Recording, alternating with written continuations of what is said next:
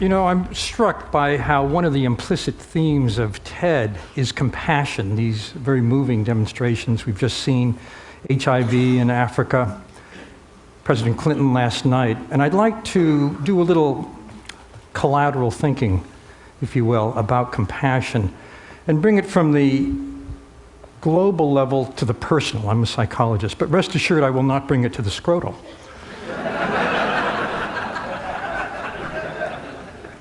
There was a very important study done a while ago at Princeton Theological Seminary that speaks to why it is that when all of us have so many opportunities to help, we do sometimes and we don't other times.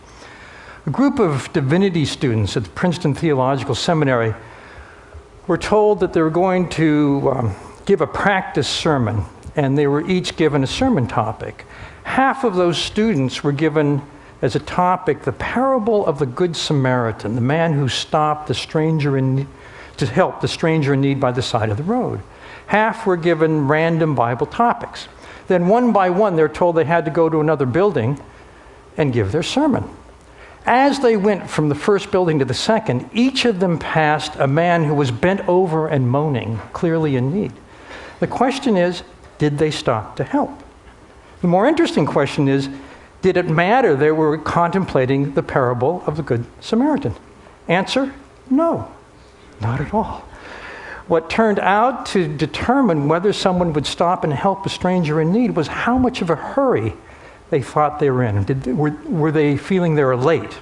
Or were they absorbed in what they're going to talk about? And this is, I think, the predicament of our lives, that we don't take every opportunity to help because our focus is in the wrong direction. There's a new field in brain science, social neuroscience, that studies the circuitry in two people's brains that activates while they interact. And the new thinking about compassion from social neuroscience is that our default wiring is to help. That is to say, if we attend to the other person, we automatically empathize, we automatically feel with them. They're these newly identified neurons, mirror neurons, that act like a neural Wi-Fi, activating in our brain exactly the areas activated in theirs. We feel with automatically. And if that person is in need, if that person is suffering, we're automatically prepared to help. At least that's the argument. But then the question is, why don't we? And I think this speaks to a spectrum that goes from complete self-absorption to noticing, to empathy, and to compassion. And the simple fact is, if we are focused on ourselves, if we're preoccupied, as we so often are throughout the day, we don't really fully notice the other. And this difference between the self and the other focus can be very subtle. I was doing my taxes the other day, and I got to the point where I was listing all of the donations I gave, and I had an epiphany. I came to my check to the Seva Foundation, and I noticed that I thought, boy, my friend Larry Brilliant would really be happy that I gave money to Seva. Then I realized that what I was getting from giving was a narcissistic hit, that I felt good about myself. Then I started to think about the people in the Himalayas whose cataracts would be helped, and I realized that I went from this kind of narcissistic self-focus to altruistic joy, to feeling good for the people that were being helped. I think that's a motivator, but this distinction between focusing on ourselves and focusing on others is one that I encourage us all to pay attention to. You can see it in a gross level in the world of dating. I was at a sushi restaurant a while back, and I overheard two women talking about the brother of one woman who was in the singles scene. And this woman says, my brother is having trouble getting dates, so he's trying speed dating. I don't know if you know speed dating. Women sit at tables, and men go from table to table, and there's a clock and a bell, and at 5 minutes, bingo, the conversation ends, and the woman can decide whether to give her card or her email address to the man for follow-up. This woman says, my brother's never gotten a card, and I know exactly why. The moment he sits down, he starts talking nonstop about himself. He never asks about the woman. And I was doing some research in the Sunday Styles section of the New York Times, looking at the backstories of marriages because they're very interesting. I came to the marriage of Alice Charney Epstein and she said that when she was in the dating scene, she had a simple test she put people to. The test was, from the moment they got together, how long it'd take the guy to ask her a question with the word "you" in it. And apparently Epstein aced the test, therefore the article. Now, this is it's a little test I encourage you to try out at a party. Here at TED, there's great opportunities. The Harvard Business Review recently had an article called "The Human Moment" about how to make real contact with a person at work. And they said, well, the fundamental thing you have to do is turn off your BlackBerry, close your laptop, end your daydream, and pay full attention to the person. There is a newly coined word in the English language for the moment when the person we're with whips out their BlackBerry or answers that cell phone, and all of a sudden we don't exist. The word is pizzled. It's a combination of puzzled and pissed off. I think it's quite apt. It's our empathy, it's our tuning in, which separates us from Machiavellians or sociopaths. I have a brother-in-law who's an expert on horror and terror. He wrote the annotated Dracula, the essential Frankenstein. He was trained as a Chaucer scholar, but he was born in Transylvania, and I think it affected him a little bit. At any rate, at one point, my brother-in-law, Leonard, decided to write a book about a serial killer. This is a man who terrorized the very vicinity we're in many years ago. He was known as the Santa Cruz Strangler, and before he was arrested, he had murdered his grandparents, his mother, and 5 co-eds at UC Santa Cruz. So my brother-in-law goes to interview this killer, and he realizes when he meets him that this guy is absolutely terrifying. For one thing, he's almost 7 feet tall. But that's not the most terrifying thing about him. The scariest thing is that his IQ is 160, certified genius. But there is zero correlation between IQ and emotional empathy, feeling with the other person. They're controlled by different parts of the brain.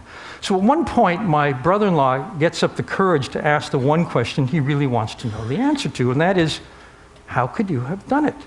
Didn't you feel any pity for your victims? These were very intimate murders. He strangled his victims. And the strangler says very matter-of-factly, oh no, if I had felt their distress, I could not have done it. I had to turn that part of me off. I had to turn that part of me off. And I think that that is very troubling. And in a sense, I've been reflecting on turning that part of us off. When we focus on ourselves in any activity, we do turn that part of ourselves off if there's another person. Think about going shopping. Think about the possibilities of a compassionate consumerism. Right now, as Bill McDonough has pointed out, the objects that we buy and use have hidden consequences. We're all unwitting victims of a collective blind spot. We don't notice and don't notice that we don't notice the toxic molecules emitted by a carpet or by the fabric on the seats, or we don't know if that fabric is a technological or manufacturing nutrient that can be reused, or does it just end up in a landfill? In other words, we're oblivious to the ecological and public health and social and economic justice consequences of the things we buy and use. In a sense, the room itself is the elephant in the room, but we don't see it. And we've become victims of a system that points us elsewhere. Consider this, there's a wonderful book called Stuff, the Everyday Life, the Hidden Life of Everyday Objects. And it talks about the backstory of something like a t-shirt, and it talks about where the cotton was grown and the fertilizers that were used and the consequences of the soil of that fertilizer. And it mentions, for instance, that cotton is very resistant to textile dye. About 60% washes off into wastewater. And it's well known by epidemiologists that kids who live near textile works tend to have high rates of leukemia. There's a company, Bennett & Company, that supplies Polo.com, Victoria's Secret. They, because of their CEO, who's aware of this, in China formed a joint venture with their dye works to make sure that the wastewater would be properly taken care of before it returned to the groundwater. Right now, we don't have the option to choose the virtuous t-shirt over the non-virtuous one. So what would it take to do that? Well, I've been thinking, for one thing, there's a new electronic tagging technology that allows any store to know the entire history of any item on the shelves in that store. You can track it back to the factory. Once you can track it back to the factory, you can look at the manufacturing processes that were used to make it, and if it's virtuous, you can label it that way. Or if it's not so virtuous, you can go into, today, go into any store, put your scanner on a palm onto a barcode, which will take you to a website. They have it for people with allergies to peanuts. That website could tell you things about that object. In other words, at point of purchase, we might be able to make a compassionate choice. There's a saying in the world of information science, ultimately everybody will know everything. And the question is, will it make a difference? Some time ago, when I was working for the New York Times, it was in the 80s, I did an article on what was then a new problem in New York. It was homeless people on the streets. And I spent a couple of weeks going around with a social work agency that ministered to the homeless. And I realized, seeing the homeless through their eyes, that almost all of them were psychiatric patients that had nowhere to go. They had a diagnosis. It made me what it did was to shake me out of the urban trance where when we're passing someone who's homeless in the periphery of our vision, it stays on the periphery. We don't notice, and therefore we don't act. One day soon after that, it was a Friday, at the end of the day, I was going down to the subway. It was rush hour, and thousands of people were streaming down the stairs. And all of a sudden, as I was going down the stairs, I noticed that there was a man slumped to the side, shirtless, not moving, and people were just stepping over him, hundreds and hundreds of people. And because my urban trance had been somehow weakened, I found myself stopping to find out what was wrong. The moment I stopped, half a dozen other people immediately ringed the same guy. And we found out that he was Hispanic, he didn't speak any English, he had no money, he'd been wandering the streets for days, starving, and he'd fainted from hunger. Immediately, someone went to get orange juice, someone brought a hot dog, someone brought a Subway cop. This guy was back on his feet immediately. But all it took was that simple act of noticing. And so I'm optimistic. Thank you very much.